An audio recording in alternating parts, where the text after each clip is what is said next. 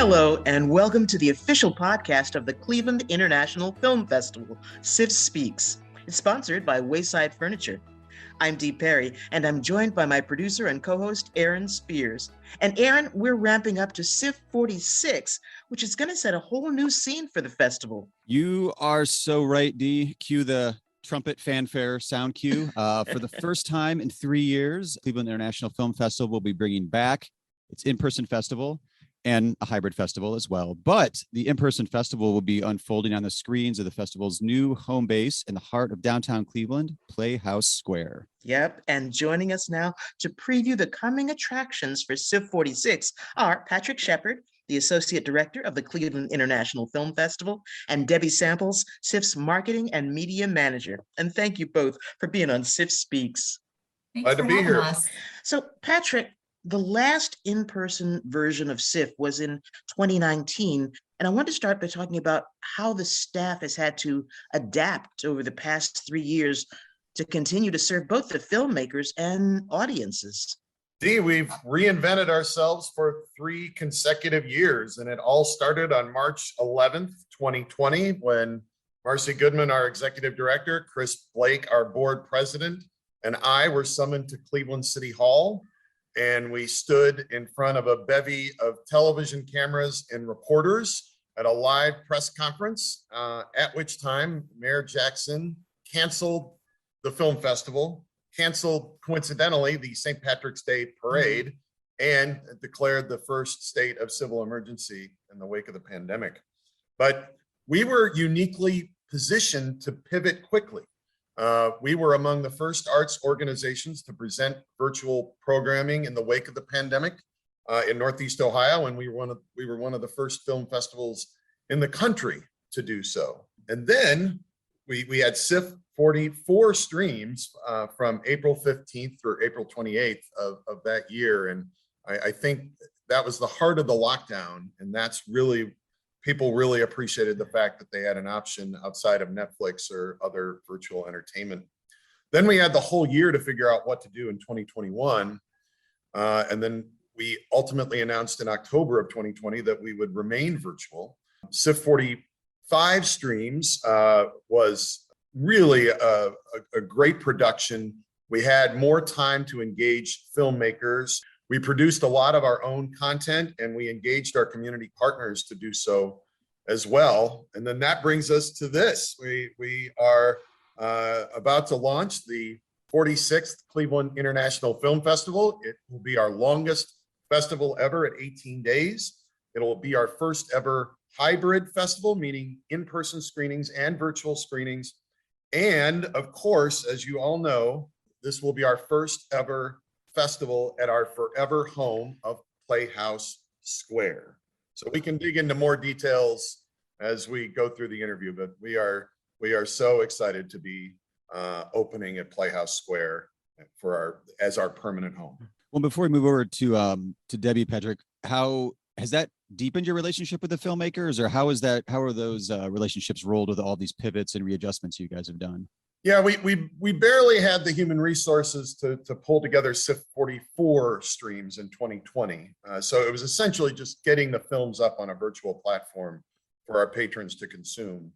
But we were able to spend a lot of time engaging filmmakers for CIFF45 streams. And of course, this is not an ideal scenario. Filmmakers, in my mind, are not making films so people can watch them at home on their TV. They want to engage audiences on a stage at a theater. And that's what we're coming back to. And we are coming back to theaters, some of which were built in the 1920s as movie palaces and vaudeville stages. And of course, the amazing work that the people from Playhouse Square have done since the 1970s to save those theaters and restore them to their original brilliance is nothing short of extraordinary. And Aaron, I will say, we as Clevelanders are so fortunate to have Playhouse Square as an asset, the second largest performing arts center in the United States of America outside of Lincoln Center in New York City.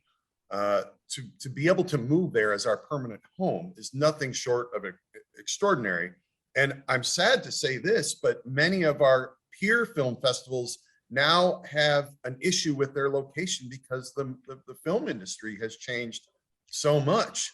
We are just so lucky to be Clevelanders and to have this extraordinary destination in our city. Absolutely. So then, Debbie, from your perspective, doing marketing and media, all these pivots and reinventions that have happened in the last couple of years, are there plans you've gone back to that you're dusting off? You're like, oh, finally, we're in person. I can use this, or is it just, all brand new? How's that been working for you? Yeah, that's a great question. It's sort of a little from column A and a little from column B. So as Patrick said, 2020 and 2021 were both years full of opportunities to grow our understanding of what it can mean and what it can look like to connect with people on a digital platform. And in 2020, we learned, like you said, how to take an entire in-person festival and just very quickly within weeks, drop it over on a digital platform. And then with the longer runway in 2021, we were able to expand into engagement and again, recreate that just vitally important connectivity between audience and filmmakers, which was fantastic.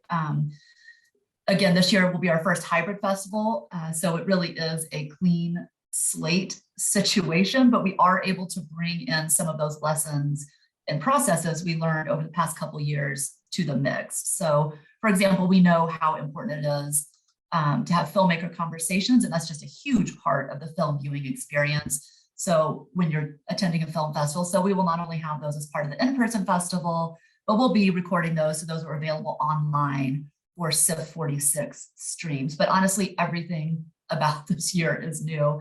The physical space, which Patrick spoke to, is just absolutely stunning. I am so excited for our filmmakers to walk in there and screen their films in a complex like we have. I mean, it's really a once in a lifetime opportunity for a lot of them.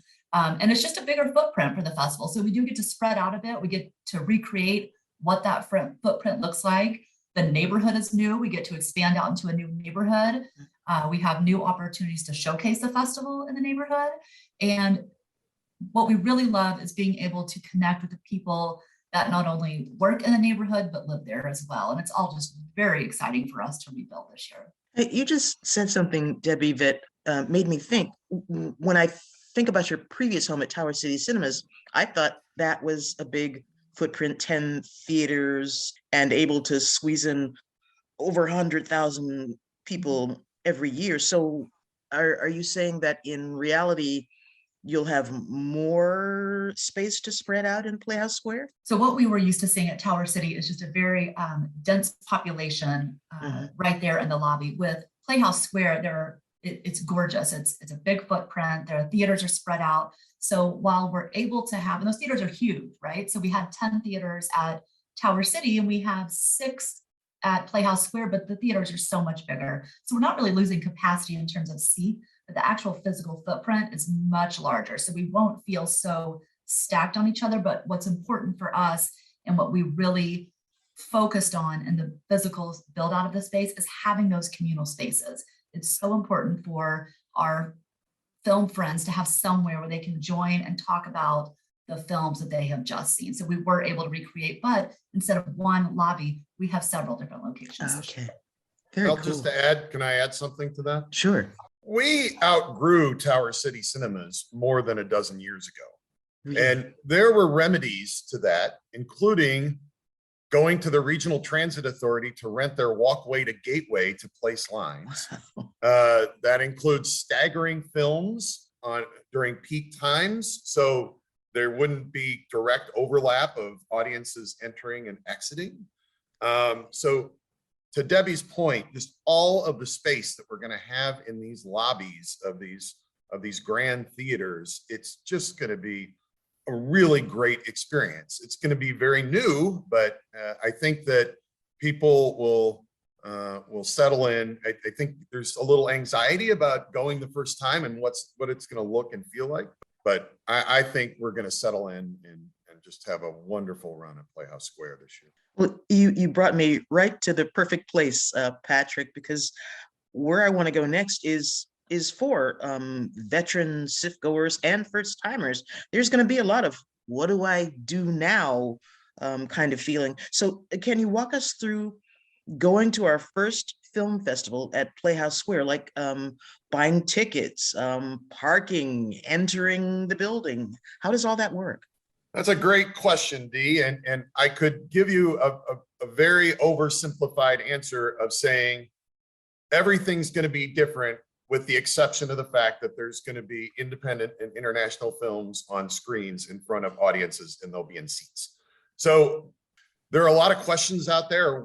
How does Tower City and those spaces translate to Playhouse Square? For example, many people were used to meeting at the fountain and hanging out. Many people were used to being in the food court and having lunch. And it's an abstract notion right now because people don't understand how that's going to translate. And quite frankly, we as the festival staff are still figuring this out. Okay. But I think people are just going to be enamored with all the amenities that are in and around the Playhouse Square district. So for example, I think Hofbrauhaus, which sits on Chester Avenue behind the theaters next to the Playhouse Square parking garage, is going to be a gathering point. I think if the weather's good, US Bank Plaza outside across the street from Euclid Avenue, that park will be a meeting point. And just even in the lobbies, we have so much space in those lobbies, as we've talked about, for people to meet up and connect. I mean, we are fortunate that in terms of tickets, we are taking over the Playhouse Square box office in the State Theater. So that will be familiar to people who have been to Playhouse Square before, because they might be used to finding tickets there. And of course, we're going to have all sorts of directional and wayfinding signage to help people find various festival stations.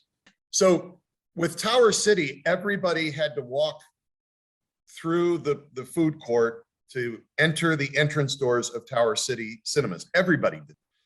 There are so many entrances to Playhouse Square. It can be the parking garage that draws you into the backside of Playhouse Square near the Allen and the Out Cult, and that connects you to the lobby and of the State, and then the Palace.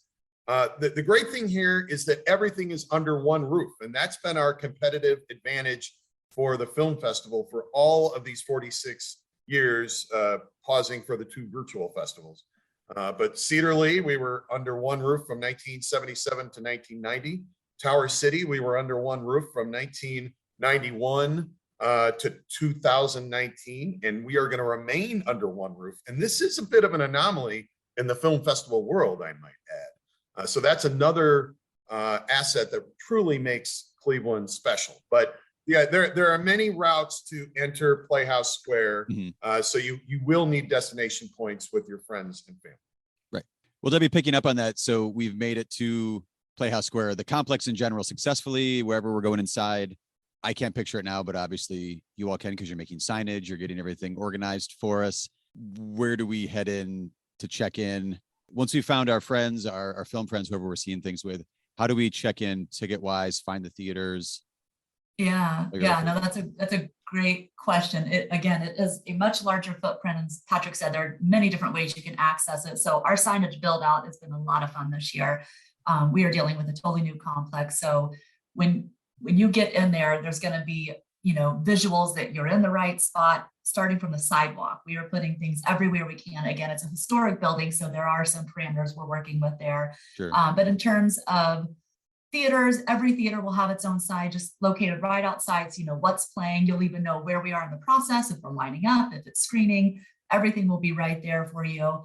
We'll also have our big, giant digital schedule that our veteran fans are used to seeing. It used to be in the walkway of Tower City Center. And this year it's going to be in the Out Cult lobby. But again, just something that you're familiar with. And then in addition to that, we're going to have marquees outdoors, animation on their beautiful lumen screen outside on Euclid, as well as signage throughout the complex. So just tons of wayfinding. And again, what's most important and is sort of the backbone of this festival is our volunteers. So we are definitely going to have our CIFF volunteers on hand this year, working in tandem with the Redcoats. So not only will we have wayfinding and all that good stuff, but we have the heart and soul of the festival right there on site, helping to get people where they need to go. One last quick functional question too. How much time should we allow arriving, getting physically to the seats before the showtime of the movie we're seeing? Great question. So there's a couple of different ways we talk about this. If you're a ticket holder, we do ask you to be in place in line 15 minutes before the start of your screening time. And again, you're going to want to build in time for parking and for getting there. And again, with a larger footprint, once you're inside the complex, you need to allow for some time. Pass holders who do not need tickets to go to the film, we do ask that they be there 30 minutes beforehand. Again, building in more time for navigating to the actual theaters.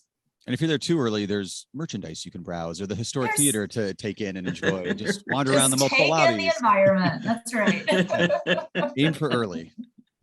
Good. We're talking about a lot of what's new, but Patrick, I want to get a sense of what will be familiar to people who are coming to CIFF46. Dee, I would start at the top of the list with filmmakers. That's what makes a festival special. Our Cleveland audiences love to engage filmmakers that are coming from across the country and around the world to Cleveland. And they will be on these grand stages now, which we're so thrilled about. So that the filmmaker component, that I think is the most important. But of course, I mean, we mentioned merchandise. We're going to be selling festival T-shirts and other items. That is going to be based in the Allen Theater lobby. Something that's the same but a little different.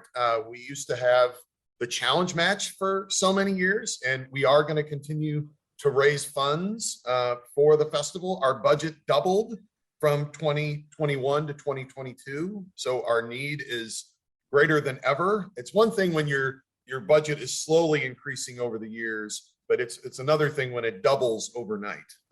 So we really will ask our patrons to consider financial support. We're not going to call it a challenge match anymore. We're going to call it an annual campaign. It will be based in the Allen Theater lobby. We will have another main station in the State Theater lobby, and there will be a couple of kiosks at the Palace and the Ohio as well. But we do ask our audience for financial support so we can come back next year. Right. I want to pick up on what you said, though, about the budget. What was the thing that became the most expensive? I mean, was it something about the move, or was it just things are more expensive because of pandemic issues? Here's the context, Dee. Our budget basically cut in half from 2020 to 2021. A virtual festival is much less expensive than producing an in-person and a hybrid festival as we are this year. So we're in the same neighborhood of our 2020 budget, but it's just challenging from a fundraising perspective to jump all the way back up in one year. So you could really say that the need is greater than ever this year.